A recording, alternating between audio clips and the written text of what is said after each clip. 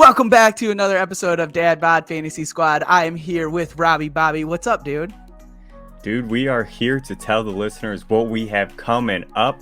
We are here to bring you the best fantasy football personalities from around the NFL to break down each squad for you, the viewers.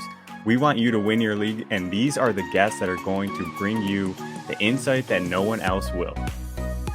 So stay tuned. We have 8 of these coming out for you guys, and enjoy the rest of the show. Next, we are bringing in Zareh Kantzabedian from the Football Guys Network on to talk about the Atlanta Falcons. You can check him out on Twitter at ekantzff. That's ZKANTZFF. Z, man, what's up? Thanks for hopping on with us. Yeah, I'm definitely happy you guys reached out, and I'm glad I have an opportunity to talk about the Falcons. Kind of excited for them this year, and I'm just happy to be here. We're happy to have you, and I think as we go through these little guest clips that we're doing, it is so nice to get the one-on-one time with people in the industry, because you can tweet at somebody, you can talk, you can have a brief interaction, but this is cool, man, and you're really cool. And I said it pre-show, that stash is so freaking nice, man. So nice. I mean, we all got to be good at something in life, right? So I mean, I have to embrace my strengths, and one of the few of them is the mustache. It's awesome. Glorious. It is. Yeah. It is glorious. So let's get into Falcons a little bit. So we saw some departures. Cute quarterback, star of Netflix quarterback, Marcus Mariota is gone. We had some additions. Mac Hollins, who looks jacked right now. Tyler Heineke. They drafted Matthew Bergeron. They bolstered the O-line. They got Bijan Robinson. They got Jeff Okudah. They've added a ton of defensive pieces. So they made some pretty big additions on both sides of the ball. I truly do think the defense is where we're going to see the most improvement here. What are your expectations for the Falcons in 2023? I mean, you just hinted towards it. I think, a lot of people are talking about Desmond Ridder and how far he can take the Falcons team. But I think the biggest question mark is the defense on this team. They were 32nd in pass rush DVOA, so they had basically no pass rush. Their secondary was horrible. Their secondary, I think, will still be a weakness this year. But like you said, they brought in a lot of defensive guys. They got Calais Campbell. They got Bud Dupree. They brought in Jesse Bates from the Bengals, who's a massive upgrade over Jalen Hawkins, who was just this body on the field, not doing anything last year at safety. They got Caden Ellis from the New Orleans Saints. They're going from a 3-4 defense to a 4-3 front, which is going to be really good for the pass rush. They brought in what's his name? Ryan Nielsen from the Saints, and Ryan Nielsen from the Saints. Grady Jarrett's going to go back to the defensive tackle. He's going to get to play as a defensive tackle this year. And while Ryan Nielsen was on the Saints were I think they had 48 sacks last year, which was 5th overall among all defensive pass rushers. So that's going to be a really good addition for the Falcons defense, and help them push them to the top of that division at the least. Yeah, Z-Man, and you also kind of alluded to Desmond Ridder. He's the big question of how far can he carry this Atlanta Falcons team. Now we know that the quarterback position was kind of a mess last season. Marcus Mariota started off pretty decent, then he fell off a cliff. What are your expectations for Desmond Ridder this season? Do you think he can be a step up from Marcus Mariota and kind of propel these offensive weapons with him? I do. I think I watched all of Desmond Ridder's games from last year, which was weeks 15 through 18. If there's one thing that comes to mind when thinking about Desmond Ridder, it's just a good decision maker, right? And if there's another thing I have to say to him about his athleticism and his quarterback skills, he's very good on play action rollouts. He's very good scrambling outside of the pocket, creating. He has athleticism. So when I say good decision maker, Desmond Ridder is really good at going through his progressions, right? He's good at going from his first, second, third, and then run, right? So if his dump off if his hot read isn't there, if his hot route isn't there, he's gonna run, right? He's not gonna make unnecessary throws, or he'll throw the ball away. So I think that's really what Arthur Smith is looking for in a quarterback this year. Marcus Mariota, I think if you guys watch that quarterback series, you'll notice there were 3 fumbles at snaps where they had to jump on them. And it just seemed like Mariota had some bad luck. And yeah, he made some bad decisions, but what quarterback doesn't? But I think Ritter is going to be a good addition to this offense. I have some reservations about him supporting guys like London and Pitts at the same exact time, just because, you think about Arthur Smith and Bijan Robinson and the run blocking efficiency of this offensive line and how they want to operate the offense. I think pass attempt volume is going to be still low for this offense, but I do like Desmond Ritter. I think he is an upgrade over Marcus Mariota. I think he just offers, just as much more or the same amount of athleticism. He'll take care of the ball. The only concern I have of him as a passer is his deep ball accuracy. He just shows some, I don't know where he was rated on deep ball attempts and accuracy, but from what I saw last year watching his film, he did seem like he just couldn't string them together. And I also saw a quarterback who was scared to fit him into fit throws into NFL windows. And if you know anything about like NFL windows, they're not like college windows. Like college windows are like this big. NFL windows are like microscopic. Like they're so small, they're not even considered windows to most people, like to the general viewer. So like he needs to learn how to kind of pull the trigger and let it go. Sometimes he got frustrating watching him last year at times, and hopefully he just kind of learns to have more confidence. And I think that's a big issue for him. The more confidence he gains and momentum through a game, the better he just gets. That's what I saw out of him last year. And I think there's a couple points that you hit here. Obviously, with Desmond Ritter, he always, and I know you mentioned this, which was his decision making hasn't been great now, or has been good. I'm sorry. Yeah. He reminds me of Dak, who of recently hasn't been making great decisions. So, but that they remind me of shades of very similar players early in their career. Other thing you mentioned was kind of talking about Drake London and Kyle Pitts. Can Desmond Ritter support them? So we saw London had the 5th best target share of wide receiver at 29.4%, and he was targeted on 32% of his routes run. These are pretty elite numbers. The issue, however, is Desmond and what this offense's identity seems to be setting up for, right? This kind of very much like a ground and pound, we're going to play defense and we're going to run you down sort of offense. Do you think London's share of this offense continues, and like where would you take him in drafts from? Because this is kind of what you're going off of. Yeah, so I was kind of high looking at London. I mean, I was high on London going into like the beginning of summer, but after looking at more of his stuff, especially researching for the show and kind of getting into more of the numbers. So we're looking at a 4-game sample size with Ritter, so we have to look at London in splits with Mariota and without Mariota. And then, and if you're looking at games with Mariota, you're also looking at games where Mariota had like one game where there was like 37 pass attempts. And then the rest of the games were like 22, 21, 15, 9, right? So we have this massive outlier of a game, creating like a bias when you're looking at average pass attempts per game. So like with Mariota, they had 23 pass attempts per game. And that's being influenced by that 37 pass attempt game, right? So like legitimately, like, yeah, he might. So like London might have like this good target share, but like, the target share doesn't really speak to targets per game. So even if he did have like a good 28% target share, that's great. But like with Mariota, he had 6.3 targets per game. With Ritter in that 4-game sample, he had 6.7 targets per game. So and then we got to throw in Kyle Pitts now, who's going to come in. And how does that?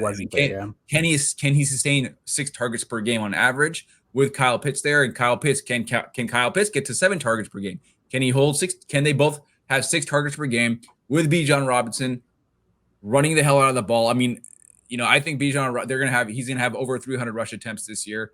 So, I mean, like, I don't know. I'm not confident. If we're looking at points per game, Drake London points per game with Desmond Ritter, he was wide receiver 22 in points per game weeks 15 through 18. So yeah, he was getting like the target share, but the production wasn't conducive to being a top 12 wide receiver. He was more of a back end wide receiver too.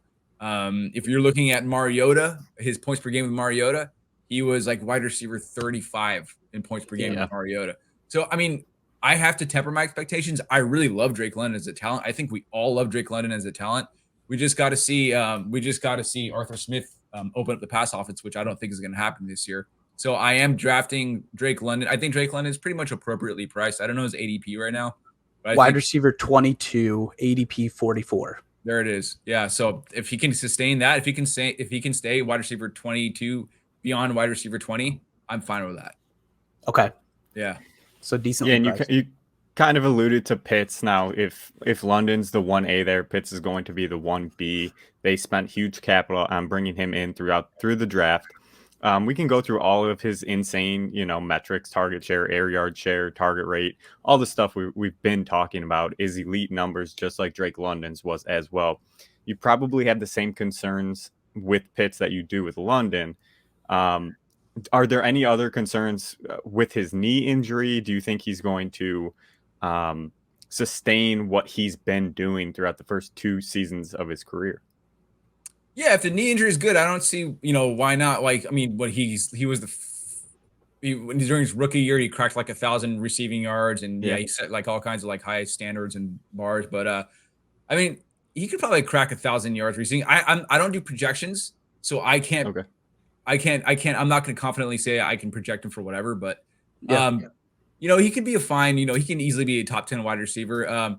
What I do like if we're talking about Kyle Pitts, what I do like is that they actually did add Jonnu Smith, who will act as an inline tight end, which will free up Pitts to act as that wide receiver that we all wanted him to be when he was drafted to the Falcons, right? And so a lot of people saw Jonnu Smith as a negative addition. I saw that as very beneficial to Kyle Pitts, and I am actually hoping to see more routes run per game out of Kyle Pitts. Which, I mean, it's going to be Kyle Pitts and Drake London in the offense. That's going to be their entire pass offense. Like, Matt Collins looks like a freaking. He looks like a 3-4 edge linebacker. Like, he looks like just like a rangy linebacker. Like, jacked, dude. Yeah, he looks huge, like a tight end. I swear to God, I couldn't believe that was him. So I mean, he's fine. I'm Matt Collins had some incredible stats with the Raiders, and he did fine. He's a fine role player, but he's not a fantasy asset. Yeah, and if we kind of keep going with Pitts just a little bit, he's going off the board at tight end at 6 right now, 59 overall. Do you think that's appropriately priced for redraft purposes? Are you taking him there? Is the real are you willing to take him right around 59 overall, which would be, is that the back half of the 5th? Yeah, right around there. And do you think there's upside from that play? I mean, no, not consistently. I have to be honest. Like, I know everybody wants to say yes because Kyle Pitts is such an amazing athlete, but just no. There he is. I can't figure out the angles, but it's the guy over there. That's me. Okay, yeah. Weird. That's me. I love me some Pitts.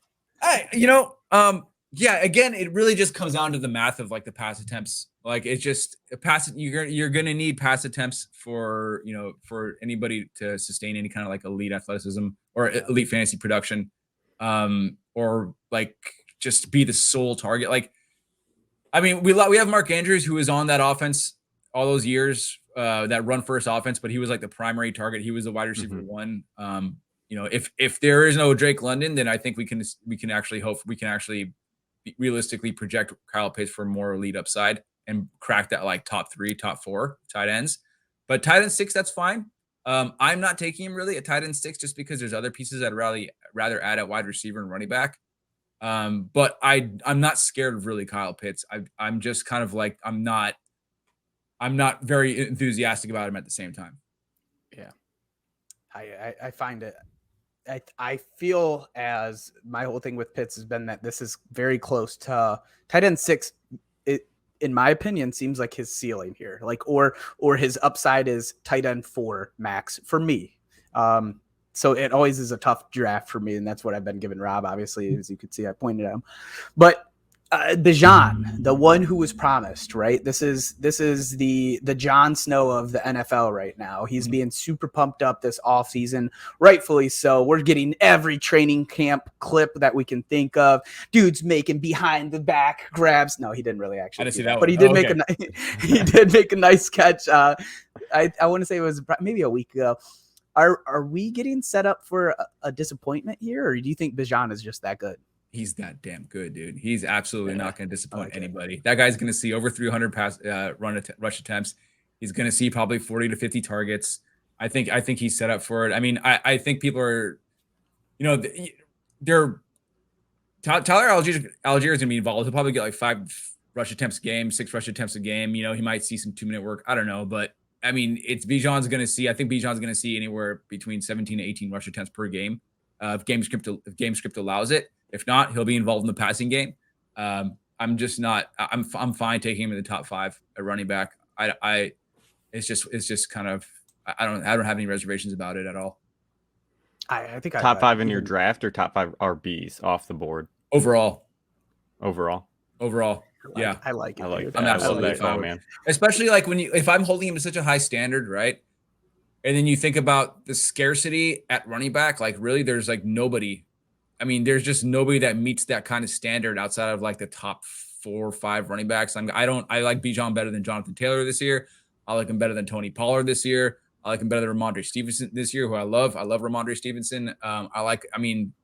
CMC, Eckler, Bijan. What else? I mean, who else is there? Who else can you put up there with those 3 running backs? Am I missing anybody? I guess Barkley would be the closest. I was going to say Barkley, Nick Chubb. Barkley, Chubb for sure. Chubb's going. Yeah, man. Chubb should definitely. Yeah. So there's Chubb. But both of them go a little bit deeper down. Like both Barkley and Chubb are 1-2 turn. Yeah, 1-2 turn compared to Bijan within the first 8 usually. I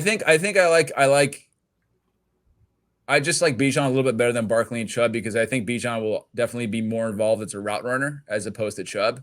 And I think he'll be more. He's just on a more. He's behind a better line than Saquon Barkley is, and he's just gonna have. I think he's gonna see way more rushing work than Saquon Barkley is. Yeah. Now the one concern that I personally have for Bijan is the guy behind him, Tyler Algier. He's coming off a really, really nice rookie season. He looked good. He put up some decent numbers. Sneakily good season last year. Yeah. Do you have any concern with him? Kind of, I don't want to say just being annoying enough. Like, is he going to be annoying enough to suppress Bijan's like massive upside that we all know he has? I don't think so, but because I think you're right about Tyler Algier. Like he was like in missed forced tackles per attempt. He was like up there. He was a pretty good running back. But I just think like if you're looking at like if you're looking at the 2 running backs and you're weighing the efficiency that they both can create, I think Bijan Robinson's just so far and above the running back that Tyler Algier is. Tyler Algier is good to a certain extent, but Bijan Robinson is kind of like this holistic, complete running back that can be used out of any kind of run scheme and succeed out of any kind of run scheme. And Tyler Algier is very much he's a less agile running back who is, more of a contact running back who kind of craves contact and looks for contact. And Bijan Robinson can do that, but he's just so much more efficient than Algier is in open space and making defenders miss. So, I mean, I really don't. I like Algier. He's a great handcuff, but I'm just not really going to be worried about that. I think you got to kind of just take your shot with Bijan in your draft and just have confidence that he's going to, be one of the top running backs. I tend to agree with you a bunch here because I think when you're saying 300 plus touches, I'm in line with that. And the crazy part is I still think Algier could probably get 120 to 140 on top of Bijan's 300. I think they're just going to run massively this year. And that's the Arthur Smith kind of motto there. He just loves to. I think there was a game, it may have been the Browns, where he's like, "We're going to run the ball down their throats." So, dude loves it. He did it in Tennessee as well, and they did. He did. That's right. Exactly. I mean, if you look at like, if you can project, it's going to be like say Bijan gets 18 rush attempts per game, 17 rush attempts per game, and then what? It's going to be like this, like 26, 27. Rush attempts per game in Arthur Smith offense between the 2 running backs. That sounds about right. I think and then, Algier might have some standalone value as maybe a pass catcher on a couple plays in some PPR formats. So Rob, what do you think? What is the split that you're worried about for Bijan?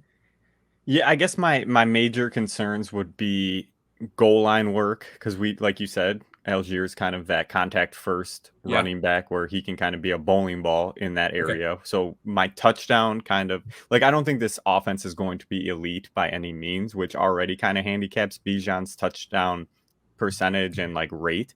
So that's one concern. And then my other concern is I don't think they're going to want to run Bijan into the ground. Like I know we all say he's he's a top 10 pick. You're going to give the guy 350 carry or touches. Like I get that, but at the end of the day, they're going to want to conserve him for as long as they can. So if he gets somewhere between, I would say 15 to, I think you're in line there though, like 14 to 18 touches in the rush game, and then Algiers just there being annoying. You know what I mean? Like getting those touches that you're like, damn, I wish Bijan got that, inside the 20, and Algier ends up scoring. That's what I'm talking about, just being a nuisance where he kind of finds those prominent touches that you want Bijan to get. But I still think I still have Bijan in my top 5. Don't get me wrong. I think he's that good of a player. I think it just kind of handicaps him from being that RB1 overall that we all want him to be. Yeah. So and I think like a lot of people, they say you're going to draft him at a ceiling or you're going to draft him beyond a ceiling. I think in the top 5, like if I'm drafting Bijan top 5 overall, like as long as I'm getting him somewhere close to ceiling, like I don't need him to finish at number 3 overall or even number 5 overall. I just need him to finish somewhere between, top 10 overall, top 12 overall, with elite, he'll have elite weeks, I'm sure. Just because, again, like I kind of like, I don't know. Like I say you take a wide receiver first overall, right? You take Justin Jefferson, Cooper Kupp, and then you come back to the turn. You're looking at Ramondre, or Tony Pollard. Hopefully, if he's still there in a 12-team league, which he probably won't be. You're not really left with any kind of elite running back at that point in the draft. So I think like this is kind of like a scarcity play, right? So I mean, even if it's not Bijan, it's going to be like CMC or Austin Eckler for me. So I'm going to take either one of them because I just really want an anchor running back approach this year, just because of the way positional value and ADP is flowing. Like I really think it's really great to take an anchor running back in the first round and then come back with a wide receiver like Devontae Adams, Jalen Waddle, Garrett Wilson, kind of build something nice with Calvin Ridley, Amari Cooper, something like that, and just create kind of a more of a holistic, balanced fantasy team. That's kind of like my approach to it. The hero RB approach as opposed to wide receiver heavy to start. I like that a lot. And we've been talking about that a ton on our shows lately, that there's so much good value for the running back position this year because wide receivers ADPs are so inflated that you can get a top 5 RB at the back half of the first, and you're just cooking after that. I mean, Chubb goes somewhere between 11 and 14, I think. Barkley too. I'm pretty sure they're both going right around there. And I'm like, that's crazy. Yeah. I get the concerns. And I think like I don't know where you guys get your ADP from, but I think a lot of us are getting underdog right now, correct? So like if we're getting from underdog, that's more biased towards wide receivers just because of the roster construction. So I think like in our home leagues, when we start drafting like in mid-August, late August for our home leagues, I think we're going to see a lot of those running backs go, first round. It's interesting. Derrick Henry won't be going that late in our home leagues. I think it'll all adjust and correct itself probably. I think that's super interesting because I also think it depends on like leagues. When you say home leagues, I immediately think friends, people that aren't obsessed with Twitter like us, Absolutely. But then when you have like other leagues with like fantasy people, it definitely will follow the underdog sort of ADP because that's how people are drafting, so like, yeah, you're right. I know when we do my main home redraft league, it will be RB heavy still. And I even see that in some of the dynasty leagues too. They're very RB focused. And I think that will change, but not right now though. Not this season. I think that will change in years. Yeah, I'm with you. And then Z, man, one more question that we've been asking all the guests that have been coming on for this so graciously. We appreciate everyone. Who are your plant the flag players this season, regardless of team, any team in the NFL? Who are the guys you're going out and making sure that you try to get in every draft? Well, it's Zay Flowers on the Ravens, and then also it's one guy I already mentioned. It's Ramondre Stevenson. Those two guys I want those guys on every team.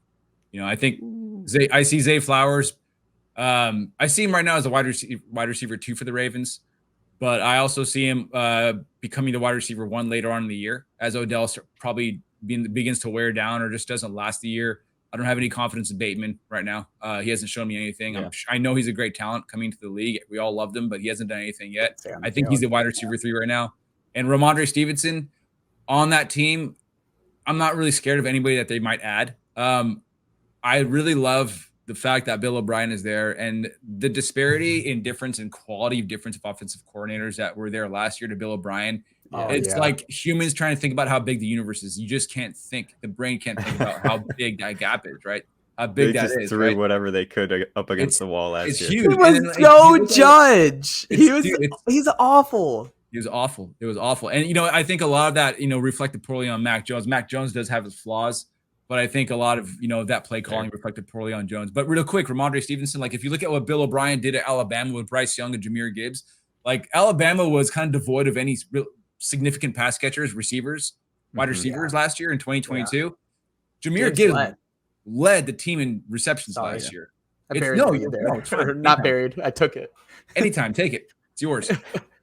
So I mean, like, if you look at the construction of the Alabama team and you look at the construction of the New England team and how there really isn't any wide receiver over there who's going to command targets, right? And it's going to be the running back position. I mean, Bill O'Brien's just like, I can do this. I did this last year. We can do this. I led Bryce Young. We almost took it. We almost took it the entire stretch last year with Bryce Young and no wide receivers and Jahmyr Gibbs. Ramondre Stevenson is a great pass catcher, a runner. He's great as a runner, yards per attempt. So those two guys, Zay Flowers, Ramondre Stevenson.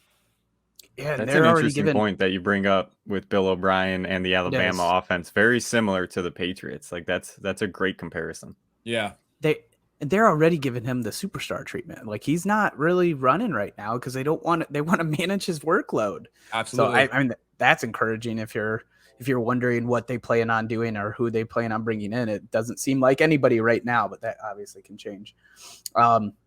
Z, thank you so much for jumping on with us, man. It was really nice to meet you face to face or video to video, however you want to call it. Mustache to face. yeah. Amazing mustache to terrible facial hair. Mustache does its own fantasy analysis. Follow my mustache on a different Twitter page. Z's mustache, FF. Yeah. It's good. Yeah, that's coming up this season. You'll look out for that. But before we let you go, outside of Z's mustache, the Twitter handle, can you let people know where to find you and what you have coming up for the season?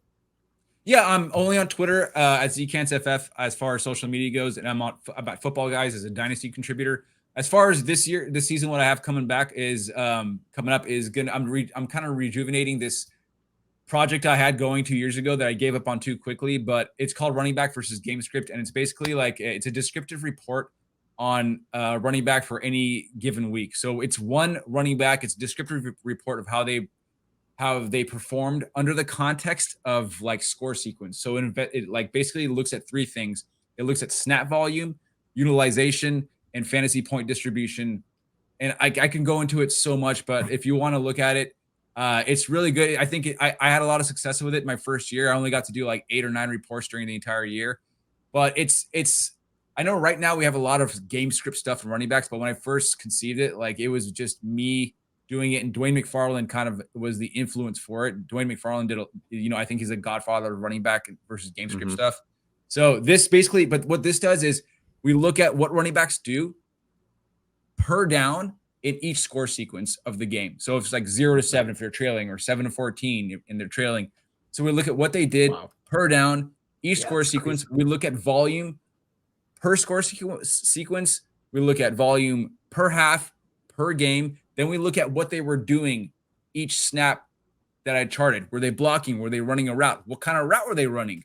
Was it a rush attempt? What kind of rush attempt was it? Out of what scheme was it? Against how many defenders was it? Then we look at fantasy points on each of those receptions or rush attempts, and we look at the fantasy point distribution and volume as the game goes on. So, and I created a chart, a nice, easy to read bar graph chart, so you can see where the bulk of fantasy points are coming and where they aren't coming, and then I kind of just write up a brief summarization and conclusion about it. So I'll be re-releasing that to the public for free this year, just for fun, just because it's something I'm very passionate about.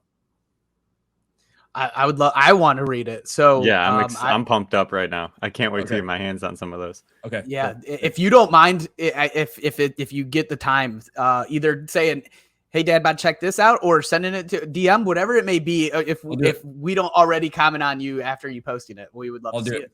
Yeah, I'm excited. Yeah. Thanks, guys. All right. Thank you so much, Z, for having joining us. Next up, we have the Dynasty Captain over at the Football Guys Network. He's an FSWA member and one of our favorite fantasy football guests that we have ever had on the show. You can follow him on Twitter at @ForWhomJBellTolls. That's the number 4, whom J Bell tolls. He's here to talk the Carolina Panthers with us tonight. Jeff, how have you been, buddy? Good. Thank you so much for reaching out and for having me on. I remember doing this last year and, the gear up to get ready for the season. And so this is one of those checkpoints, we're reaching that point and it's getting here, I think, faster than what I'm ready for. But at the same time, I'm definitely ready for football to be here. Yeah. It smack in the face, right? You turn around, we were just talking about golf off the screen. You're golfing all summer. And then 2 minutes later, it's ready for football season. And we are getting into the nitty gritty of the year and we're ready to roll, baby. Yeah, we always appreciate having you, man. I know I mentioned this to you last year, and it's something that like we have made a super focus on over the past year, maybe even year and a half now.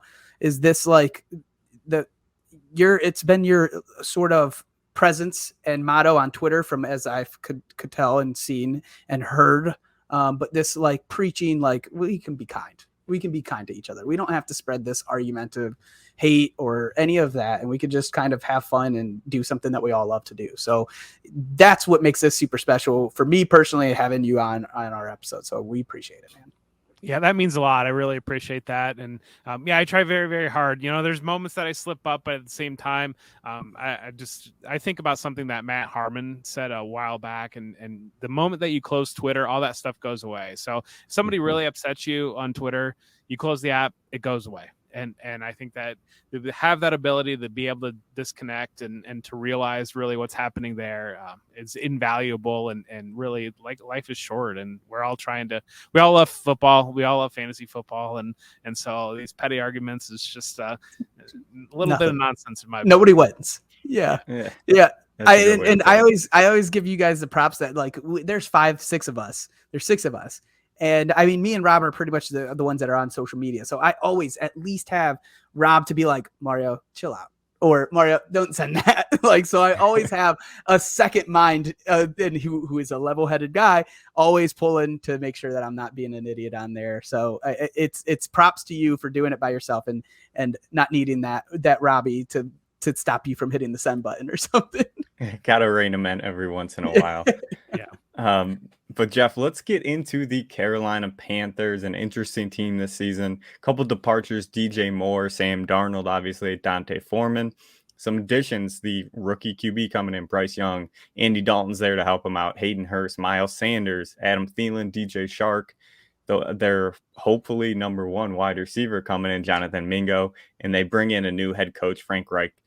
First of all, what's kind of your gut opinion and gut feeling towards this team this season? How well do you think they're going to do, especially for fantasy purposes wise? For fantasy purposes, there are segments that I do like in this offense, particularly Miles Sanders is a player that I like quite a bit. I wrote a spotlight about Miles Sanders on Football Guys. It came up a couple weeks ago, but really looking at him as being a 3rd down or 3 down back, and he's got that skill set. He didn't really show it a ton in Philadelphia. They were very, very low on passing game usage from the running backs, but back to his rookie season, he had 50 receptions and he really showed out well in that area of the game. He just hasn't done it since. The Carolina is going to need him, and that's going to be a big part of it. I think that's a target that I want out of this offense. The ambiguity of the wide receiver group is interesting to me, especially I've been doing a lot of underdog drafts, and it's one of those that as you're getting into the later rounds, you don't know who is going to be the wide receiver one for sure. I think I have a gut pull one direction, but you don't know for sure who it's going to be. So to take that discount and take really a dart throw on really lucking into potentially a wide receiver 1 in an offense when you're looking at around other wide receivers that might be a wide receiver 3 or a 4. I like that type of move, but I do expect that Bryce Young to dramatically increase their level of play at the quarterback position, to increase their offensive efficiency. I'm sure there will be growing pains, but they have a pretty strong offensive line for him to function behind, and they do have a pretty deep group of wide receivers. And so I think they will be productive, but again, putting in a new head coach, new offensive coordinator, new quarterback, there's a lot of newness with this team. Yeah, and I think you already hit on some of these guys like Miles Sanders and who could potentially be the wide receiver 1. But like let's talk about what the heart of this offense would have to be, and that's obviously Bryce Young. Name the starting QB. How good can he be this year? And is like, do you think the Panthers franchise found their franchise QB? Like, do you think that's a possibility? Like, should we be targeting this guy in dynasty trades? Or I know we're primarily talking about redraft, but like Bryce Young overall, what's your thoughts on him? I like Bryce Young quite a bit as a prospect. I think he has a lot of the intangibles that you look for from the quarterback position. I think he's an excellent processor in terms of, I don't expect the game to be too fast for him. I know he kind of immediately sees that number one quarterback job in Carolina, whereas we've seen Anthony Richardson, CJ Stroud, there's a little bit more questions about who is going to be the week one starter there. It's unquestionably going to be Bryce Young for this organization. And I do think that he is their long-term answer. In fantasy, you like the youth, you like the potential upside. I'm a little skeptical on what you're going to see in terms of rushing production, which kind of makes you a little bit nervous. But again, anytime you can lock in a young quarterback that has that upside, you definitely want to do that in fantasy, and it usually pays off pretty well. Yeah. And let's talk about some of his weapons that you were alluding to with, we're not really the ambiguity of, that's a good word to put it. The ambiguity of this wide receiver room. There's some love for Mingo with Thielen and Shark kind of being the placeholders, to some degree, you know, some vets coming over to help this offense along. Do you think Mingo can be their future wide receiver one? And what are your sort of expectations for him this season coming into the league for his first year? He has that in his wheelhouse that he can get there. I don't know that it will be this year. I'm pretty skeptical on that, just because it does seem like out of camp that DJ Chark has established himself as the wide receiver one potentially for them. I think that Adam Thielen, when you look at the talent that they have at wide receiver, kind of expect him to work more in the slot. He hasn't traditionally been that slot receiver in his career, but looking at the other options, he kind of seems to default into that, and I think he's entered that stage of his career. It sounds like Laviska Shenault, they're using him as a little bit like Deebo Samuel, that there's going to be some creative usage with Laviska Shenault out of the backfield and scheming up some touches with him. And it does sound like Terrace Marshall has the inside track to be that other outside wide receiver, with Mingo kind of working in behind Chark and Marshall right now. And so it's certainly in his range of outcomes. You look at the physicality that he has, being that second round pick, they certainly were invested in him, and he has that in the range of outcomes. The athleticism is there, all those things to check the boxes to be a big prototypical X wide receiver in the NFL. I do think that there is a little bit of a learning curve for him. He was not ultra productive in college, and so I think those are all factored in, and looking at the depth of the rest of the wide receiver room. But long term, I think it's certainly in play, but it'll be interesting to see how it plays out. My thought, and I know Robbie loves Mingo, but my concern is they spent second round draft capital on him, and I know they just got, a decent pull for DJ Moore, and it's going to be hard to see them doing very well, where they might have more capital to spend on wide receiver position next season. You mentioned best ball earlier in this conversation, and I wanted to ask, when you look at Mingo, Thielen, and Chark, they all have certain ADP costs, but you just mentioned two other guys that, if I'm not mistaken, go relatively free in best ball, which Terrace Marshall and Laviska Shenault, who I wrote an article about Laviska last year, and I was like, he could be your sneaky corner out, and it burned me, and I'm like scared to get on this hype train again. But I was just telling people, take him last, because he had no cost to him then. But in best ball, are there any of those, like, between Terrace Marshall and Laviska, are you grabbing those guys at relatively free, or do you end up taking the other wide receivers between Chark, Mingo, and Thielen? In best ball early on, I was on Thielen quite a bit, and I ended up having pretty strong exposure to Thielen early. So I've been kind of diversifying that and avoiding that selection lately. I've really kind of zeroed in on Chark at his ADP and Marshall at his ADP, because Marshall is the guy that you can get in the 18th round, and he's that kind of the extra wide receiver you can throw on a team. Whereas Chark, I believe he's sitting around like 14-ish, and that's kind of right in that zone where I want to grab him as a potential to be that number one wide receiver. There's a strong drum beat for Chark right now out of camp, and so it does sound like it's heading in that direction. Chenault's funny because he had the volume a couple years ago, and his efficiency was horrendous on that volume. Yeah. And last year, he had no volume at all, and his efficiency was phenomenal. He had several big plays that were touchdowns, and so it's interesting to see because he has the tools, and so if he's were ever to marry those two things on having that strong efficiency he showed last year with some of the volume that he's handled in the past, I mean, it's there, and there's certainly a reason why people were so into him going into I believe it was the 2021 season. Everybody was very on Laviska Shenault going into 2021. We have 2 disappointing years after that, but again, you're hearing those drum beats. Yeah, I swear he's going to have the quarter. I'm convinced, and I think I'm going to be stuck being convinced that he's going to have the Cordarrelle Patterson career arc.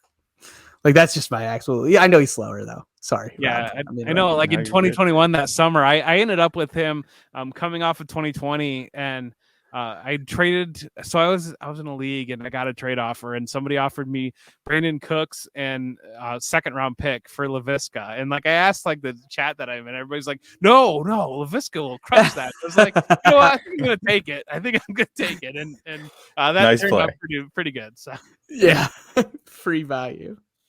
Does Hayden Hurst have some sneaky fantasy value with all of the question marks surrounding the receiving core? Like, there's a lot of unknown with Mingo, Thielen, Chark. Hayden Hurst was a guy that we saw produce relatively well last year, obviously in the Cincinnati uniform, but does he have some value here going real late in drafts right now?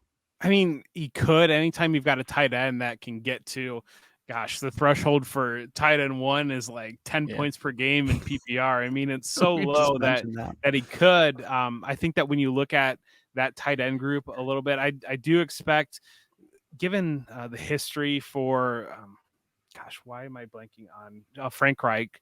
Given his history in Indianapolis, I do expect that they will play 11 personnel quite a bit, and we've seen in the past with him kind of rotating those tight ends when they had Kylan Granson and Mo Alley Cox, and you have all these random guys that you can't actually play into your lineup. And I do kind of expect a little bit out of this Carolina group where Hayden Hurst is a little bit more of that receiver at tight end, Ian Thomas is a little bit more of that blocker, and they're really invested in Ian Thomas. They gave him a big contract, and then Tommy Tremble is kind of that guy that H-back type that can maybe play fullback or maybe be an inline tight end, and so have a little bit of versatility there. From everything that I've read out of camp, like nobody is separating themselves in this tight end room at all, and I think that if you're in Hayden Hurst that's disappointing to hear because, but I think that it's Hayden Hurst entered this season. He had, I believe he was sports hernia surgery back in the beginning of the offseason. So he might be slow on ramping up from that. But everything that I've heard is nobody's differentiating themselves. And the expectation is this is not going to be a big producer. And again, going back to that, what we've seen from the offense before with Frank Reich in Indianapolis, where we kind of had that situation where multiple tight ends played situational usage, and you couldn't put any of them in your fantasy lineup. Yeah, Jeff, I think you hit it on the head with this tight end room where there's so many people there and they're all good at their kind of own thing, right? And so many decent wide receivers that there might not be a ton of volume to go around to, less adequate talent-wise, right? Tight ends. And then at the beginning of the podcast, you mentioned somebody that I am super high on, Miles Sanders. He's one of my favorite players this season coming in. Now, you said that you're high on him. What are your expectations this year, and what's his ceiling for you this year? I mean, his ceiling, I think he can flirt with RB1 status. I really do. I think that's in the range of outcomes, especially within PPR formats. I've got him projected just over 1,000 rushing yards, about 7 touchdowns, about 46 receptions, and 325 yards receiving. So kind of right in that, like 1,400 total yards, getting close to flirting with 50 receptions, and about right around under 10 touchdowns or so. And so I think the big question will be with him, do we get that passing game usage out of him? And it does sound like Frank Reich wants to use him in that role. Everything that all around it is that's the expectation, that he's a 3-down back, that maybe Chuba Hubbard will get some work behind him, maybe Raheem Blackshear maybe might get some carries, Laviska Shenault might shave off a little bit, but I don't expect Bryce Young to be very used in the running game. And so Yeah. I think you're going to have some schemed usage from Sanders in the passing game to kind of make those easy reads for Bryce Young. And so that would be my expectation on him. And that's really where the ceiling plays in as he can increase that passing game usage. If that bumps up quite a bit, that's where that you talk about the low end RB1 status, I think is certainly in play for him. Oh yeah. I love it, Jeff, because I am right there with you. I think he's my RB13 right now. He's been as high as 10, but I dropped him down a little bit. But he is one of my favorite players this year. I think we've hit on a lot. We went as deep as Laviska Shenault, but I want to ask this. Are there any other Panthers we should keep an eye out for this season? I mean, I think grabbing Chuba Hubbard, depending on relative price, just because maybe Blackshear pushes him, but I'm skeptical on that. And everything that I've seen, the reports that it seems like Hubbard's bulked up a little bit. And so kind of like to see that. I think he did run pretty well last year in tandem with Donta Foreman towards the end of last year. And so that seems like a low entry point that if they really do give Sanders that 3-down role, you can kind of grab him for cheap. Maybe somebody drops him onto your waiver wire in a redraft league, or maybe somebody doesn't really think twice about him in Dynasty, and you can kind of slide him in there as a throw in. Whereas if Sanders were to miss time, I think that he would be very valuable. Yeah, I love what you said there, because he is, when he's on the field, he produces. He's just never gotten the chance really to be that number one back. And we do know Miles Sanders' injury history. Like, he's not the healthiest guy year in and year out. So that's a good call. If he misses some time, Chuba Hubbard really catapults himself into that lead back role. And then we have one final question for you, Jeff, before we let you go. It's something that we ask all our guests, regardless of team. Who are your plant the flag players this season? Who are you going out and getting in every one of your drafts? All right. So right now, my highest rostership, quarterback is Deshaun Watson, which is, is what it is. That's just grabbing the ADP value. And I'm going to leave everything else alone there with that comment. James Cook is probably my biggest flag plant coming out of the Buffalo backfield. He's my highest rostership at running back. It's just, I'm grabbing him all over because you are hearing similar things as the Miles Sanders of the Bills viewing him as a 3-down back. Mm-hmm. And I know that there are concerns about him not being 200 pounds, and so he can't possibly be good. But when you've got Josh Allen grabbing so much of the rushing load, you're not asking for a ton for him to be that lead back in Buffalo, and then kind of siphoning off a little bit to Damian Harris or Latavius Murray as situation calls for it. So I do think that Cook has a ton of runaway to really pay off at big value this year. I love that one. I just made moves for him in a dynasty league as my RBs are pretty not great, but he would be my RB2 for the season. So excited to see what James Cook does. It is that kind of fear. Of course, it's great hearing it from you Bills fan, that we think that he could carve out this role and kind of create this position that we haven't seen necessarily with the Bills over the past couple of years. But that is what I'm looking for. I'm looking for him to kind of break that mold and show the talent, which we saw. We got to see flashes of that last year, especially in a couple games. So.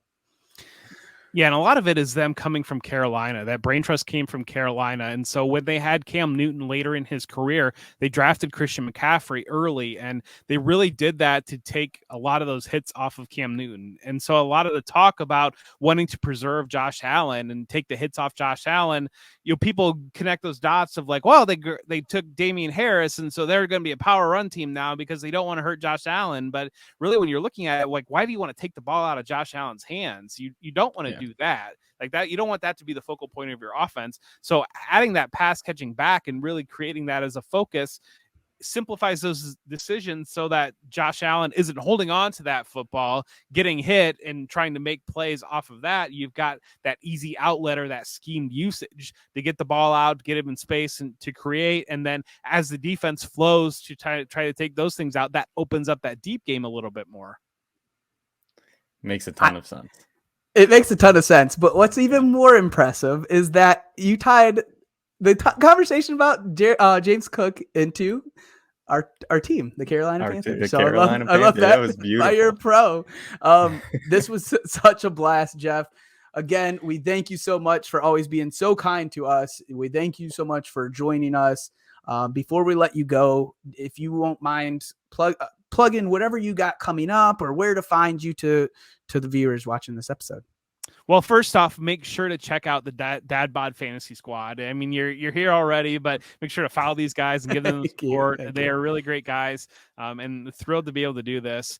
But as for my stuff, the Dynasty Show, the Football Guys Dynasty Show, we've done 2 episodes now. 3rd episode, we'll record that tomorrow night, and so that'll be out this week. But make sure to check that out. We're really excited to kind of transition from it's me, Kevin Coleman and Christian Williams. In the past, we've done a lot more college and Devy content to be able to really kind of take that and graduate up to Dynasty. We're really excited about doing that. So leave a review and do all those types of fun things and check that show out. Give me your input, what you think about it.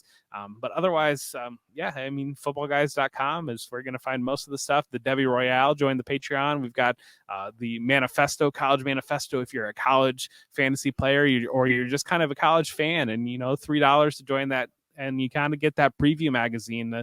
If you are old like me, you remember the Athlon magazines coming out to kind of mark the start of the football season. We kind of created one of those, and so it's just $3 to join for 1 month, and it's a great deal.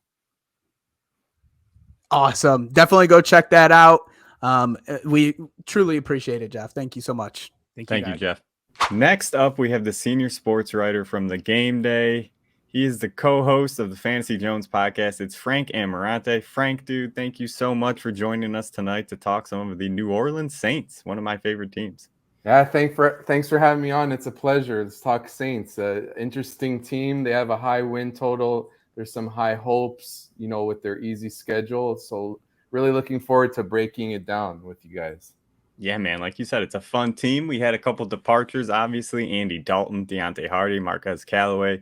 They brought in a ton of defensive depth pieces. Derek Carr, Jamal Williams, Kendre Miller, A.T. Perry, Foster Moreau, some offensive help. Some news today that they're talking to Kareem Hunt. It seemed like he was done. Then that got pulled. We don't know what's going on.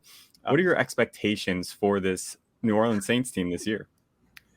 I think with the Saints, just because they're in such a weak division in the NFC South with a lot of unproven quarterback play. I know we like Bryce Young as a prospect, but rookies take time. Then you got Desmond Ridder, you got Baker Mayfield or Kyle Trask. Then I mentioned the really easy schedule that New Orleans has, and you start to realize why odds makers have their season win total at 9.5.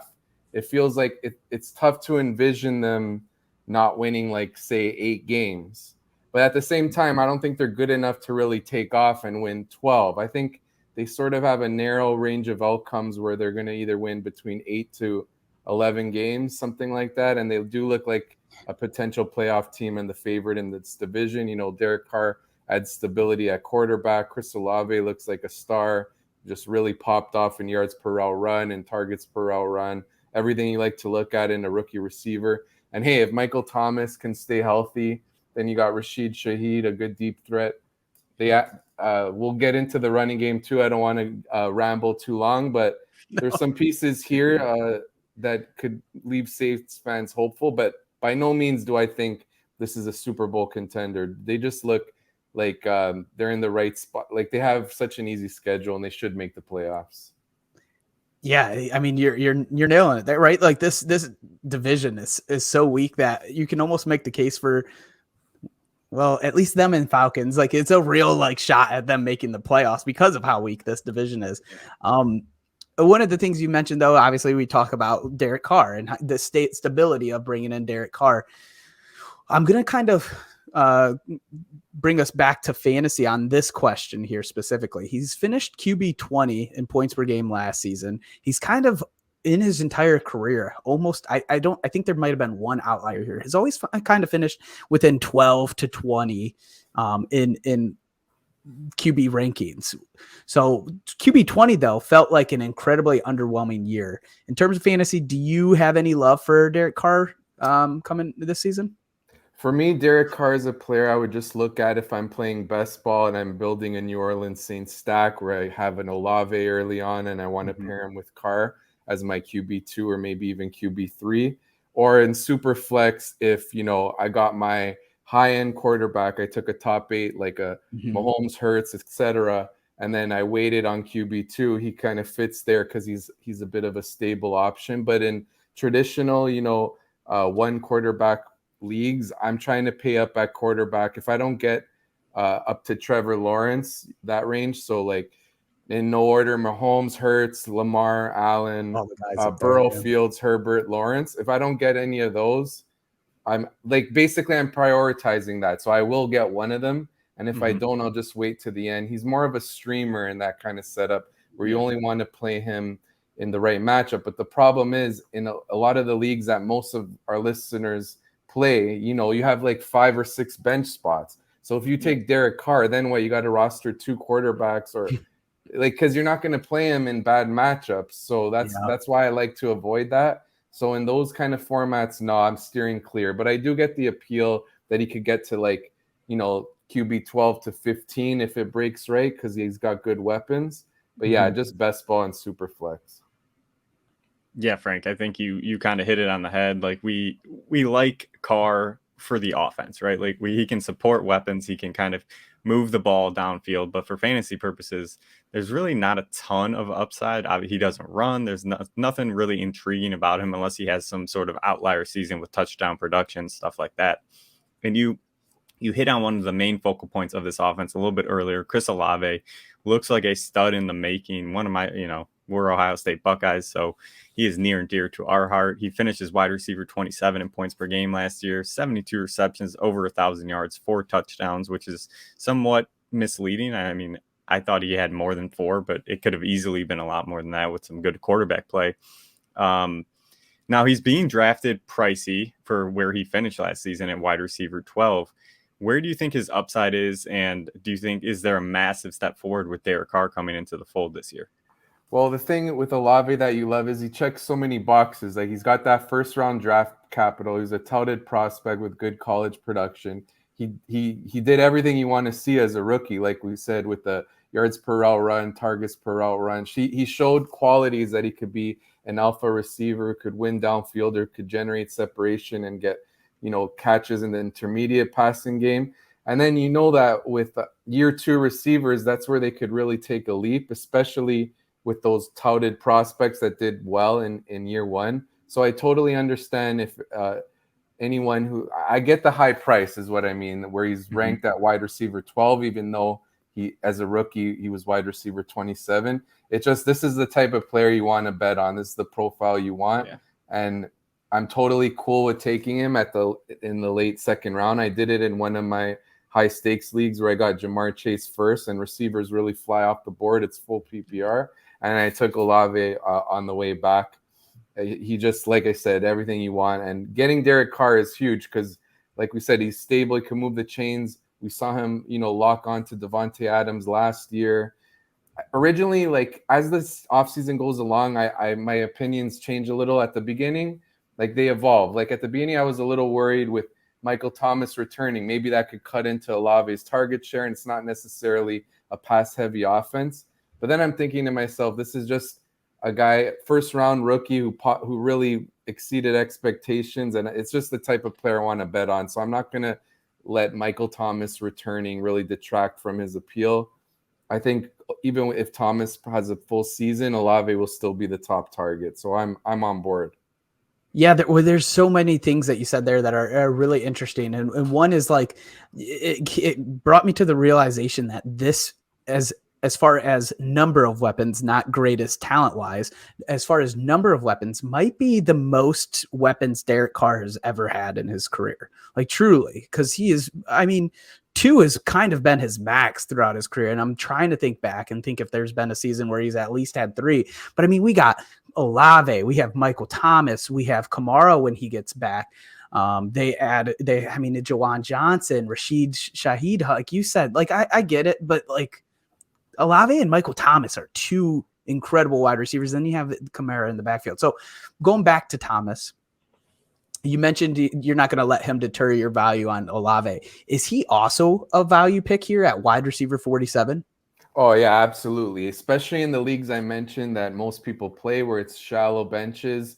You want that upside on your bench. So Michael Thomas is like a nice wide receiver 4 or 5 on your roster build. Like if he starts to show signs that he's, partially back to his former self, you could plug him in as a starter. But early on in the year, you don't have to really consider him. He's just like that lottery ticket type of stash. And in a best ball format, I like him too. If I got Olave early and I want to build the Saints stack, and the more you talked about what you just said with Derek Carr, how it could be the best weapons of his career, is talking me into maybe looking at Carr in best ball. It could be nice if I get Olave. Yeah, it's You're selling me. Right? Yeah. But yeah, to sum it up, I'm interested in taking Michael Thomas. I'd rather bet on him than a Gabe Davis, who goes a little earlier than that. But Gabe Davis, I know he was hampered by injury last year. He's in a more pass heavy offense, but he's the type of receiver that I prefer in best ball because he's so boom or bust.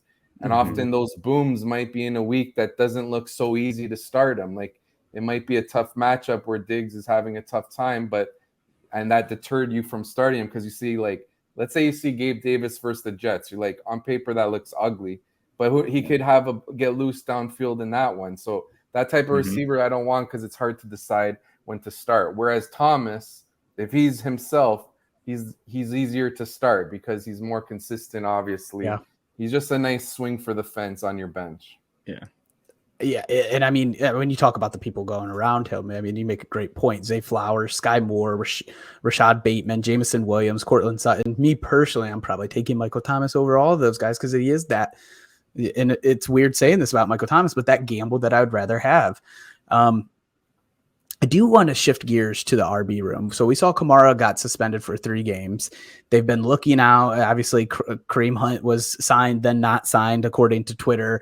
The backfield has gone from Kamara and Taysom Hill to kind of this 3 to possibly 4-headed monster with Jamal Williams, Kendre Miller, and possibly maybe Hunt. His ADP, Kamara's, is still RB31. Do we see that come up with only 3 games suspended, or are we expecting a nice bounce back season for Kamara when he plays? Well, I threw a lot out of there. Sorry. Yeah, it's okay. Don't worry. So Kamara, we were worried a little bit. It could be 4, it could be up to 6 game suspension. So for me, when I saw 3, that was like, oh, nice. Because I did earlier drafts, I got him like in the 7th round, which I know you could have got him probably even later than that. You could have got him like 8th or something. But I was happy with that news. And I think for me, I bump him up a little bit because it's 3 instead of 4 to maybe 6. You mentioned the crowded backfield. What I do like, though, is it seems that they brought in like a Jamal Williams to handle those more low value type of touches, like a run up the gut. Like, we saw Kamara the last couple of years get, used more on the ground when he should just be, he's getting older now. You want to save his bullets, so to speak, for the passing game. And maybe it seems that that's what their intentions are, is they're going to focus on him more strictly as a pass catcher out of the backfield and then mix in some carries. And I think that could help him maybe even stay healthier as the season goes along, help him be a little more efficient. He won't get as many touches as he used to, but I think he could still definitely be a solid RB2, especially in full PPR. And then, Kendre Miller is a nice stash on your bench. People liked him as a prospect. I think they just looked at Kareem Hunt because they had plans to, mix in Eno Benjamin while Kamara was suspended. Because really they had no interest. There was no reports they were interested in Hunt until Benjamin tore his Achilles. So it seemed like they were looking at a replacement there. And that's probably like why Hunt maybe backed out of it, because he knew it was probably short term. And when Kamara's back, he could get cut again. So, to sum it up, I think I like what they want to do with Kamara. And the days of him being an elite RB1, I think, are in the past. But he could still be a solid RB2 that you get, like you said, at RB31. I like that value.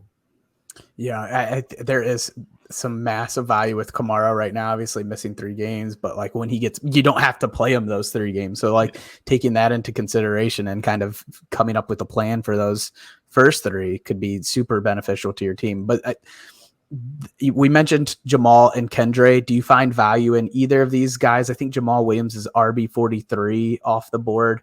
I don't have Kendre's ADP on me, but I could pull it up. Somewhere around there as well. I do 30s. Too. Yeah. Well, for me, I prefer to bet on Kendre Miller because I like the young running back. People liked him as a prospect. I like him as a stash on my bench, right? I'm not going to start, and if he gets a larger role later in the year, maybe he could be more impactful. However, if you build a team where you went really receiver heavy and got an early tight end, got an early quarterback, and you need that bankable volume early in the season to just get you by, Jamal Williams makes sense in that type of roster construction because, he's going to lead them in carries early on. He'll have a red zone role. But in the long run, I prefer to target Kamara or Miller in this backfield. Yeah, I think what you said there makes a ton of sense, Frank. Like it's kind of how your roster is constructed, right? Yeah. If you're looking for a swing for the fences type of player, Kendre is kind of your guy. But if you need some easy, volume play for the first few weeks until Kamara gets back, those first three weeks, you can plug in Jamal Williams and feel pretty confident, and then just hit that waiver wire when you need to, and just keep an eye out for those players. That's a great way of putting it. Just keep an eye on your roster construction. Now, we would be doing our Dad Bod team a disservice, Frank, if we did not bring up our one true love, Juwan Johnson. He is mine and Mario's, obviously, like our huge sleeper for this season. Is there a world where Juwan can become the Darren Waller to Derek Carr, to the apple of his eye, if you will? That I saw that went in the show. She was like, "Oh damn, they love him." Dude, I feel embarrassed already. No. Like, I'm like that. I got to see where I rank him. Maybe put him up a little bit because I was being a little bit, I like the Isaiah Likely's and Jake Ferguson late. So maybe I'm a little bit too biased there, and I rank Johnson a little too low. I'm gonna have to check that. But to answer your question, I think it'd be really tough just because that Waller season, he was just a target hog, and we got Olave and Thomas there. I think what would need to happen for him to really get to close to that level is like Michael Thomas hurt as usual, and then maybe Kamara is hurt. So then it's like Olave and Johnson could potentially be the top two targets in the offense. Mm-hmm. And then maybe let's say their defense underachieves or is banged up, so they have to pass more. So I think these kind of things happening could allow Johnson to, set career highs in yards. I don't think we'll see him get to like the 1,000 yards like Waller did, but I get the appeal with why you like him. He did good. He had a solid season last year, and we saw Carr lock in on his tight end, like you said, with Waller. So, hey, you never know. Yeah, he's one of those players for me where I just love him. I'm convinced. I'm convinced every touchdown game. I'm convinced every target that Derek Carr has ever thrown the ball to is just going to be Derek Carr's hyper targeted person. Like, I'm just convinced of it. So now it's Juwan. It's Juwan today. And then, Frank, we have one final question for you that we ask all of our guests that we're doing this with, who, regardless of team, who are your plant the flag players for this season? Who are you going out and trying to get in every single one of your drafts? All right, let's start off with a guy who I bumped up a lot recently, Amon-Ra St. Brown, just because he's got such a safe profile, like continuity on offense, same quarterback, same OC. He's got a great rapport with Jared Goff. They have an elite offensive line. Jameson Williams out for the first 6 weeks. St. Brown has shown that he's just an alpha and he's going to earn targets at a high rate. So he's like such a safe pick, and I think there's upside for more. I read a stat, I don't remember the exact number, but he was tackled pretty often inside the 5. So his touchdowns could have been even higher. And if you really look at that passing game, he's their main red zone threat. So there's upside for more, and there's really a nice floor, especially with the team context. So there's one. Another one, his teammate Jahmyr Gibbs, I love too, elite receiving back. I like taking him in the 3rd or if even falls to the 4th on rare occasions where, I go receiver heavy early. He's a nice target. Calvin Ridley, I hype up on Twitter a lot. I love the landing spot in Jacksonville, pass-heavy offense. He's got a wide receiver 4 season under his belt. Great quarterback with Lawrence. That's a player I want to bet on. And then my 2 that I love at quarterback, Lamar Jackson and Justin Herbert. Like Lamar with Todd Monken playing more up-tempo at play caller. They're going to pass at a higher rate. It's Lamar's best supporting cast of his career. Just love, and we've seen what he can do. Like he had the best fantasy football season of all time for a quarterback. So I like to target him there. And then Justin Herbert, similar story with Lamar in that it's an improved play caller with Kellen Moore now at OC.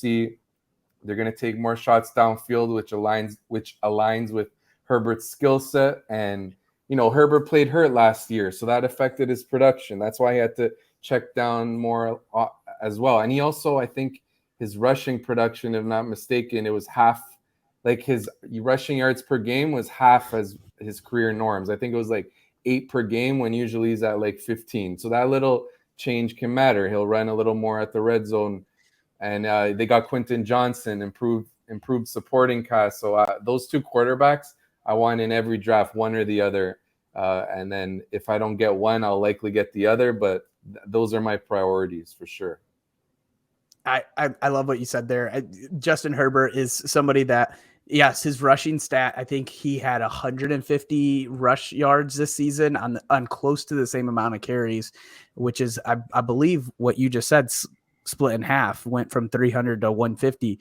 And then also, in addition to that, had 0 rushing touchdowns. Yeah. I saw your mention on Twitter talking about the Amon-Ra and Jahmyr Gibbs, how you have kind of changed your tune on being able to take both of those. Do you mind if I quickly ask you to expand on that a little bit?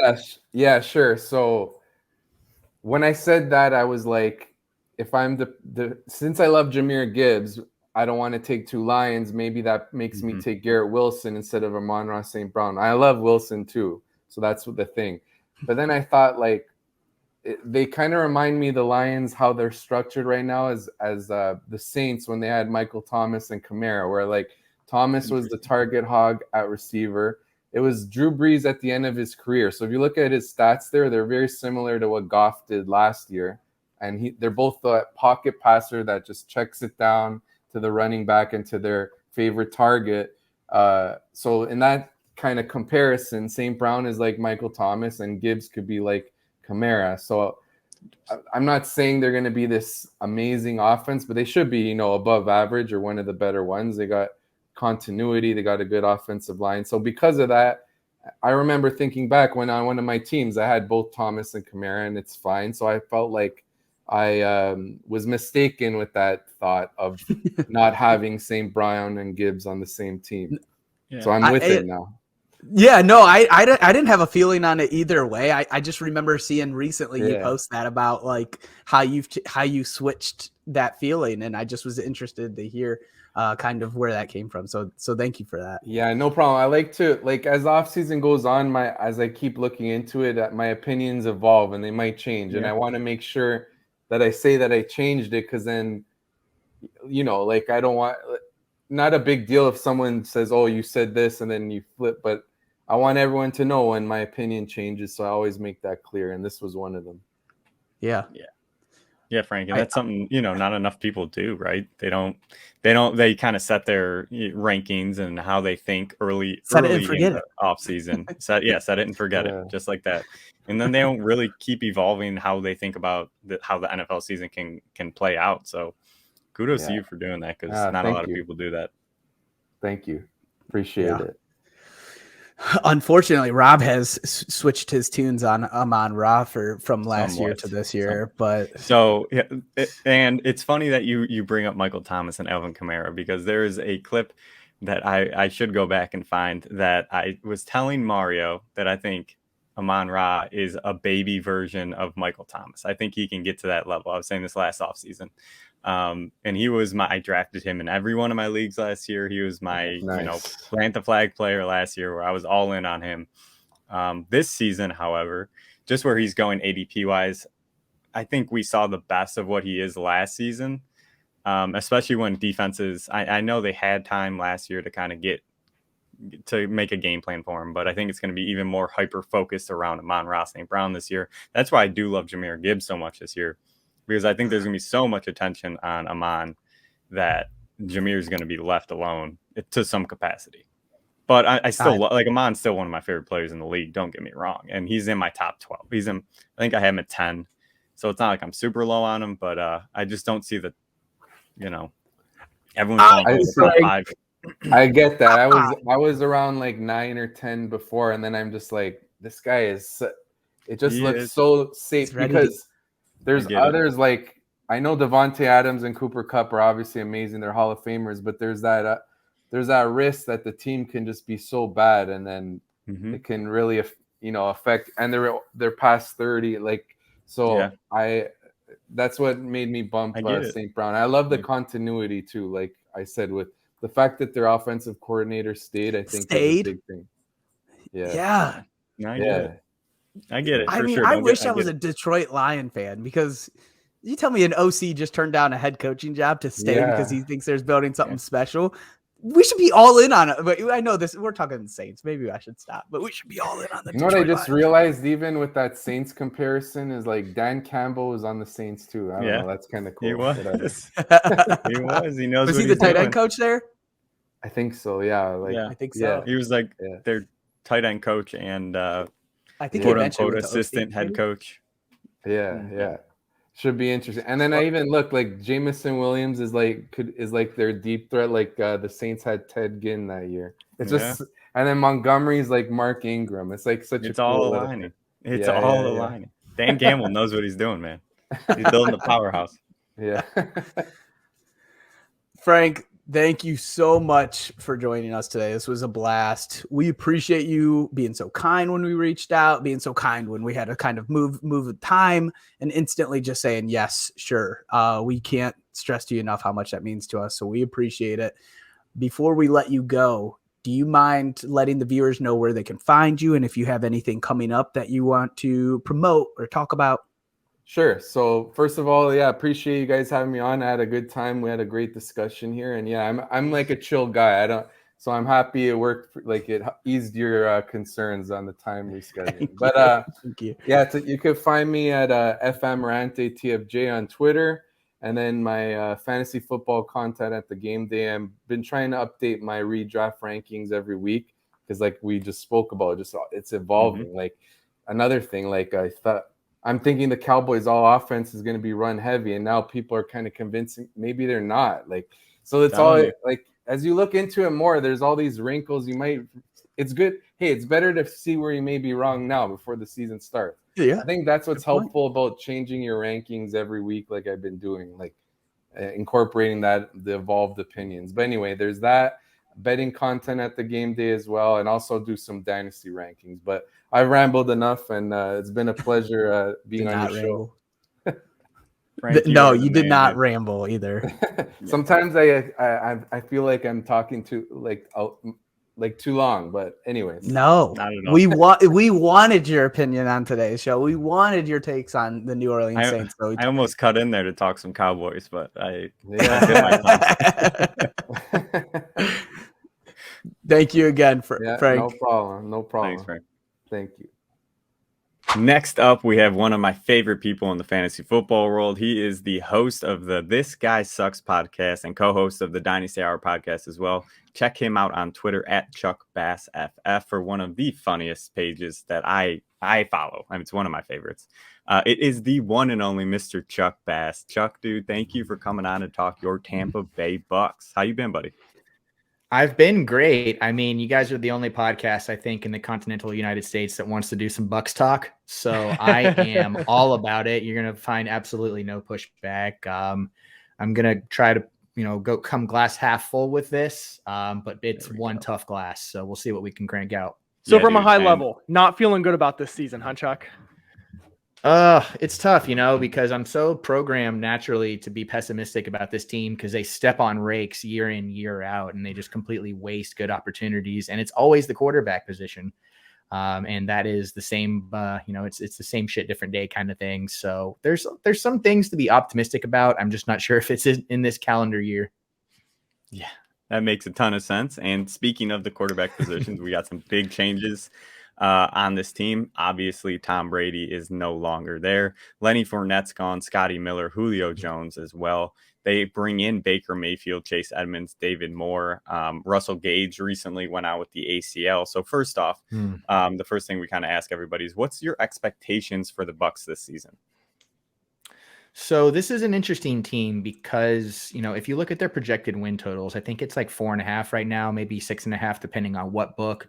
And that shows, the level of confusion, I think, around the team and the organization.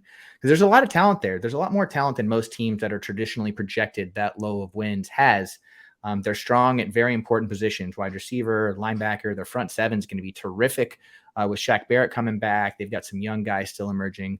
They're just weak at, some tentpole positions. Quarterback play is obviously horrific, I think, projected wise. And the offensive line is still pretty banged up, even though they have some above average starters. So, it's really going to be one of those things where, like last year, Seahawks is who I always like to compare them to, where in retrospect, it all makes sense.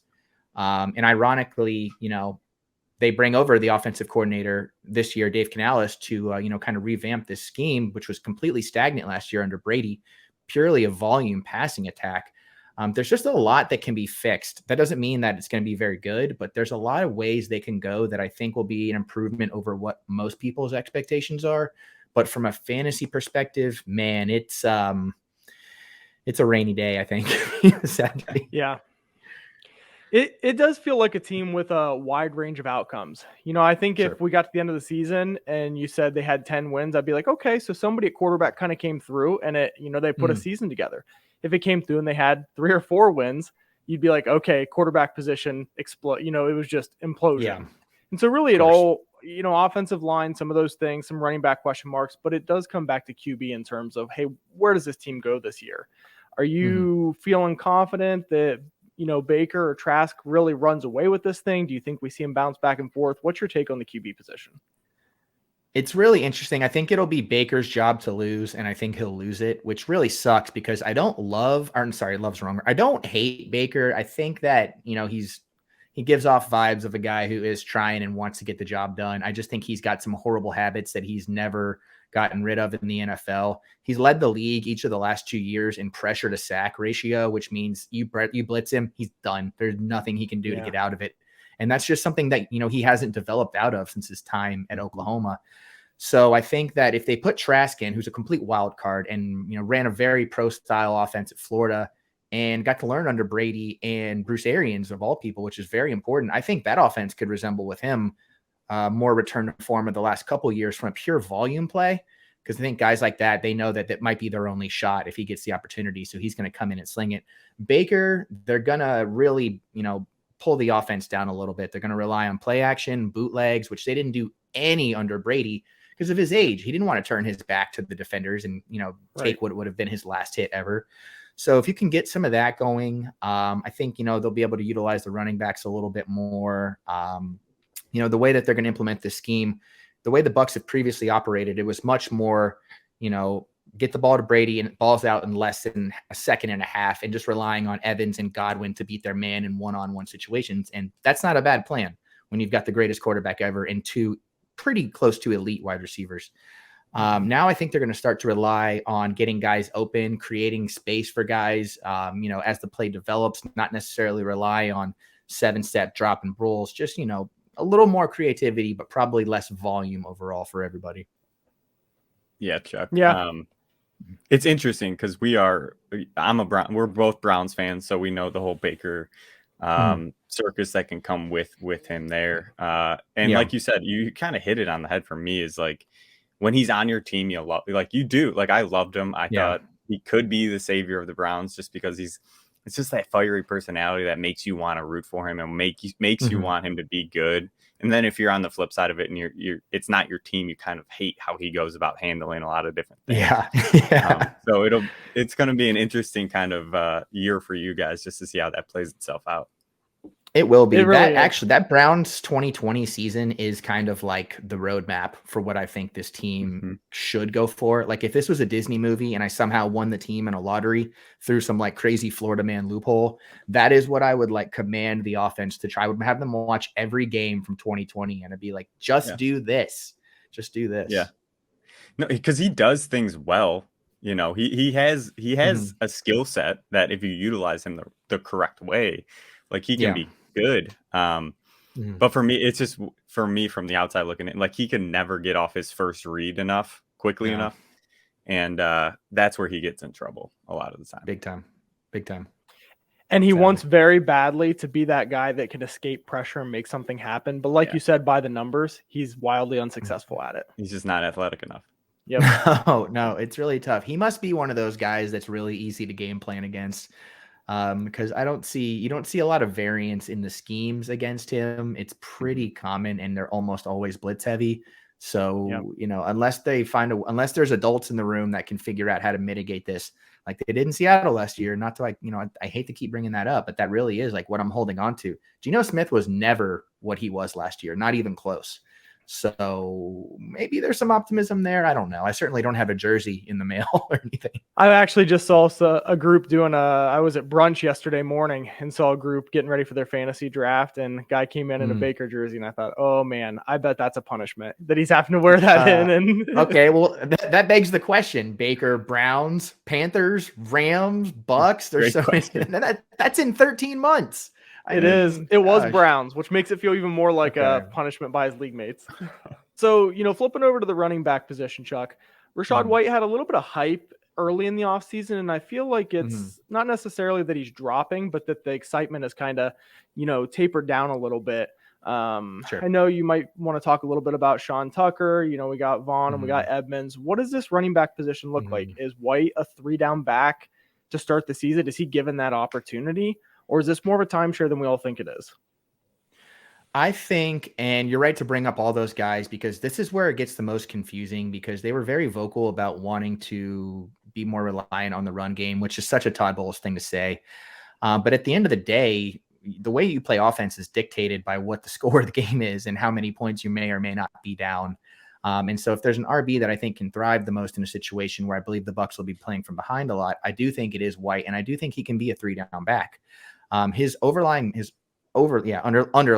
metrics last year from the run perspective were bad, but they were bad for the whole team, and they were bad for reasons that were really out of the running back's control. So where he did thrive was in his pass catching, where he really was one of the better pass catchers in the league, kind of wrestled Leonard Fournette's grip on a bell cow roll into a committee by halfway.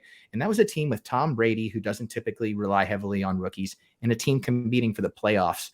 So that meant a lot. And so that'll get him some Kate Otten talk later, but some of these guys showed the ability to handle the workload, and his draft capital right now is pretty nice. RB 23 going around guys like Javonte Williams, who's got a lot of question marks, Dalvin Cook, a lot of question marks, DeAndre Swift, a lot of question marks. And, Rachaad White, there are question marks, but I think he has the best opportunity to be a consistent player in the offense, given his baseline skill sets. Yeah, that's good. I've been known to be a bit of a Letty lover in his time in Tampa Bay.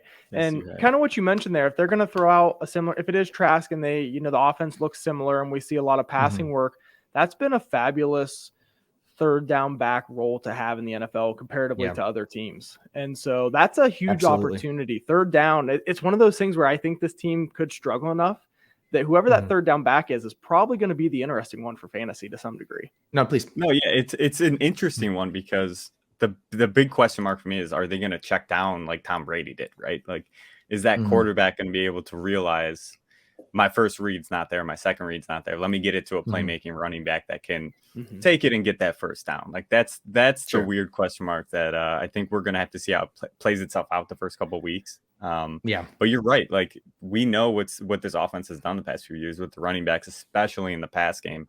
There's real potential if they keep that sort of blueprint for the running back. Yeah, they're going to do this weird switch, which is, they were famous over the last 3 years. And I do mean famous for always running the ball on 1st down. It was a joke at certain points. They had 1st down Bucs tickers, which is crazy, because that doesn't coincide with a quarterback leading the league in passing volume, setting records for passing attempts. Like, you would think it would be opposite, but it was because they were having to pass on every 2nd and 3rd down, and a lot of times 4th down. I think that's going to flip to where I think they'll mix up a little more passing on 1st down. I don't think it's going to be successful. So then they'll still have to pass on second and third down. While the top line, down the field, pushing the ball, I don't think is going to be there.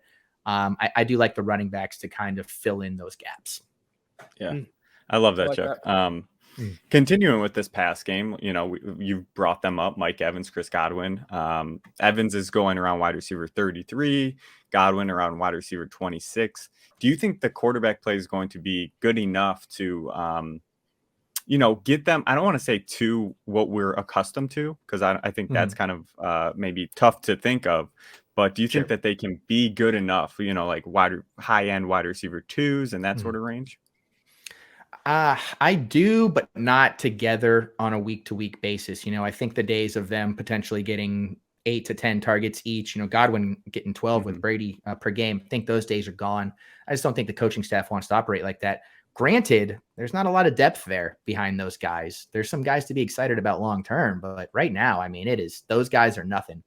And their target share these last couple of years wasn't terrific overall. I think they were like 33% combined, which, you look at teams like Miami, who's over 50%, Philly over 50%. There's room for these guys to take on a bigger role in the offense.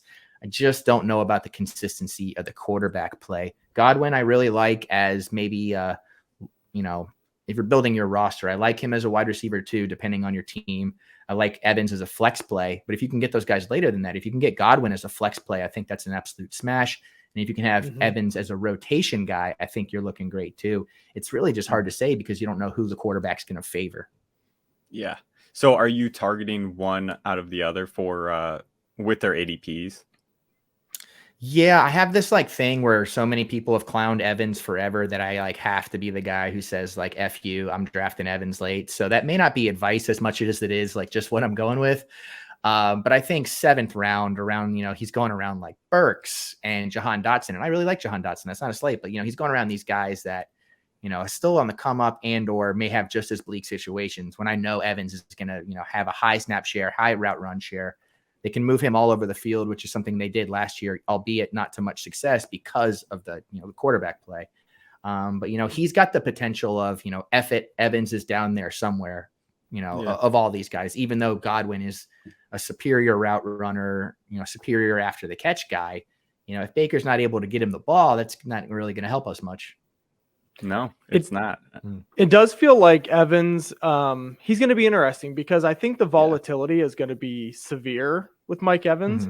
But I also think there's probably a game this year where he puts up 150 and 2 touchdowns again, just like a classic Mike Evans game that we know from the past. Yeah, exactly. Please plug him in. and so, he'll be interesting because I could see a world where his fantasy finish is okay, where you're like, okay, based on what I spent in draft capital, fantasy finish looks okay. I think there can be a ton of volatility along that ride. But I like it from the upside. And it's going to be hard too, because then you start to get to the psychology of fantasy football where you're in the 7th round. And after years of seeing Evans in the 3rd, 4th, you're like, Evans in the 7th round, please. It doesn't matter if you love him or not. That's going to be a thing. And people are probably going to go into their drafts knowing that. So then he becomes this weird target, even though there's so much negativity surrounding, not like you said, his volatility, even with Brady was huge. So you mix in, Baker Mayfield or Kyle Trask, God knows how that could go. So I would say Godwin for sure, the safer play, higher floor, but Evans for potentially the value of the draft. Yeah, I love that, Chuck. You kind of hit a lot of things there that I believe as well. I hate saying this, but we've had a lot of these people on about with different teams and stuff. A consistent theme I'm noticing is for fantasy football, like personality stuff like this, they bring up best ball and things like that. Best ball, Mike Evans is a great play for me. I think he's a smash play in best ball. He was made for best ball. Yeah, dude. For regular fantasy football, you guys are hitting it. The volatility of it's going to be so hard. It's going to be so hard to play in week to week because you just don't know what you're going to get. But in the 7th, it's such a steal for where he's been going the last few years. And then Chuck, you also mentioned, behind Evans, behind Godwin, there's not a ton of depth with the wide receiver room, especially, now that Russell Gage isn't there. An interesting player, Cade Otton, who had a decent year last year. Can he be a sneaky tight end play for you this season? I absolutely think so. And I don't think it's going to be anything more than maybe he has a back end tight end 10 or 11 finish. But I mean, if you're striking out on your tight ends over the course of a season, and if you're playing certain formats, it's going to be helpful. I liked him as a player, but I didn't love him as a fantasy play because, I think Gage was still going to be pretty involved depending on how many 3 wide receiver sets they were going to run. But now you mix him up as a third pass catching option in this group. And then when you factor in, something potentially happening to one of the other 2 wide receivers who have a little bit of a history of playing dinged up, I mean, you're talking about him potentially being top 2 in targets week to week. So, probably nothing more than 5 to 6 targets a game, maybe 50, 60 yards. But I mean, depending on your format, that there are guys that are being drafted in the top 10 of tight ends right now that might not have that kind of week to week action. So long-term play for sure, completely risk-free. Just something, optimistic. He played his way into a starting role last year. Like I said, with Rachaad White, for a team that, had other veteran options that probably could have been a little more traditional, and they just went the other route because he proved himself. Yeah, that's great. Tight end is such an interesting spot. We talk about this a ton because once you get outside of the top, depending on who you are, 5, 6, 7, 8 guys, it's pretty much, hey, maybe I take a safe play that I think is going to land inside of the top 12, but otherwise I'm looking for upside. Who's the next guy up in the league who could maybe push themselves into a big opportunity? And I think he's got to be on that list. I think it really is there, especially when you talk about, we've seen struggling quarterbacks lean on a tight end from time to time. It's an easy target in the short range midfield. I like it. I think it's a good shot this year. Absolutely. So speaking on that upside of Otten, out of all these guys, who's the one you see yourself rostering the most this year? Of the players that we've talked about? Yeah, kind of that upside play you want to have on your team. Yeah, it's probably going to be overall Godwin. And my exposure has shown that, and where he's going in drafts has shown that, because he's going in a range where you want to talk about, Godwin's been kind of up and down, whether it's been through injuries, coming back from ACL, all kinds of stuff that's kind of been going on with him. So he hasn't really had that, we don't have the history with him that we have with Evans. And plus where he's going, he's going in that range with guys that people love this year, DJ Moore, Christian Watson, Drake London, and I love these guys too. Don't get me wrong, but I find him slipping around that turn. So it's hard for me not to take him, just knowing how talented of a wide receiver he is and how fundamental he can be to roster construction with what you're, upside that you're shooting for. Yeah, he's the most known of some of those guys. And not to say someone like a Christian Kirk isn't known, but we know at this point, even though there's been injuries and hurdles, Chris Godwin's a really good NFL wide receiver. That's crystal clear to all of us at this point. Yeah. And to be able to buy that at that draft spot, I think you're dead on. He feels very past years DJ Moore, Terry McLaurin-ish to me. Obviously, I'd hope for a little more, but his ADP is a little less than what you've been getting out of those guys in past years. So there's hope. There's always hope. Yeah. That's an interesting comparison. I love it. Yeah. I think he's a safe play where he's going, and he's going to get the volume because he's that damn good. Like he's going to be good enough to at least be worthy of a flex position. Anyone else sneaking under the radar that you kind of want to hit on a little bit and think there's something there? We want to talk about tied for preseason touchdown leader Trey Palmer. Absolutely. Okay. Absolutely. Yeah. Man, I love it because the Bucs always have a guy in the wings who's supposed to be great. And Tyler Johnson was supposed to be that guy as of late. Scotty Miller was coming up. They just can't get that third wide receiver role. AB must have tainted it. I don't know what is going on, but everybody's afraid. Man, he looks great. He's going to bring a little bit of an offensive athleticism to the position that I think they're really missing. Kind of a circus catch kind of guy, but he also runs really nice routes and wins these one-on-one balls. So, depending on what kind of formation, that's a big thing too. I'm not positive, what is this team's base formation going to be most of the time? Are they going to run 12 personnel, 11 personnel, 21 personnel? It's really, they're keeping that close to the vest right now. But if they're running 3 personnel and they have Trey Palmer out there, man, he's not Quentin Johnson or Zay Flowers, but man, I have him, just a tier below those guys for what he can be immediately. Mm-hmm. The opportunity, right? Like, absolutely. Opportunity. Like you said, if he's on the field running routes with, you got to think Evans, Godwin, they're going to be, the attention's going to be drawn to that. So it's going to be him on like a safety or that third or fourth cornerback where he can hopefully get open. He's athletic enough, like you said. And if this quarterback can find him the ball, like I don't want to say sky's the limit, but he can definitely, produce for fantasy. I like that call a lot. And there's one more thing that color codes this entire season for Buccaneers offensive players is they're playing the Bills, the Lions, the Eagles, the Vikings, the Colts, Falcons, Packers, Jaguars.